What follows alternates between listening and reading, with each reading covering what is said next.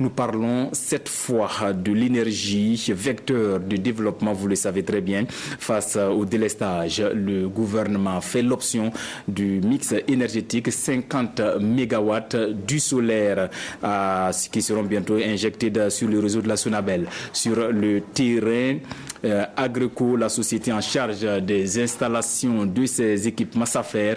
Les travaux avancent. Constat du chef du gouvernement, Christophe Dabiré, était ce matin sur le site à Gunguin. Ali Doubadini, Olopoda.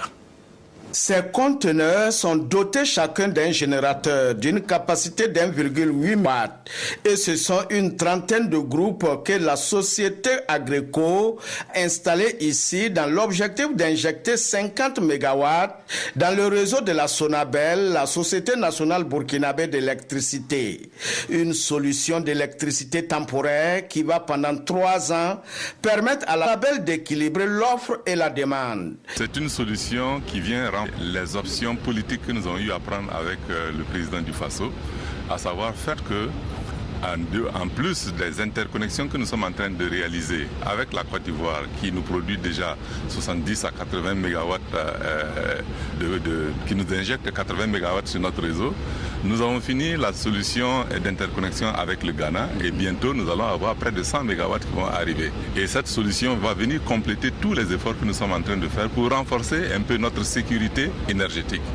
Je pense que c'est extrêmement important et vraiment je voudrais féliciter la société Agreco pour le travail qui a été fait et surtout pour l'utilisation qui est faite des ressources humaines nationales.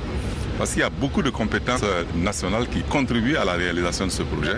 Environ 50 milliards de francs CFA ont été investis par Agreco, qui selon le contrat a l'obligation de vendre toute sa production à la nationale d'électricité.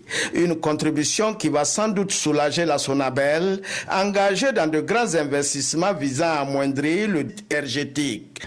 Pour ajouter 50 mégawatts en temps normal, il vous faut au moins 12 à 18 mois. Alors que ce projet-là, nous l'avons complété en moins de 10 mois. Vous imaginez 50 mégawatts en moins de 10 mois, il faut le faire. La vérité, nous avons déjà un investissement de 50 mégawatts qui arrive à Kosodo.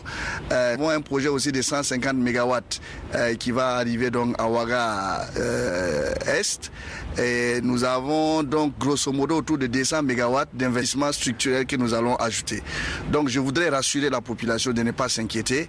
Ils ne partiront pas sans que nous ayons eu l'investissement nécessaire pour garantir une accessibilité à une énergie de qualité, mais aussi à une énergie moins chère. La mise en service de la première phase du projet est prévue pour ce 15 mai 2019.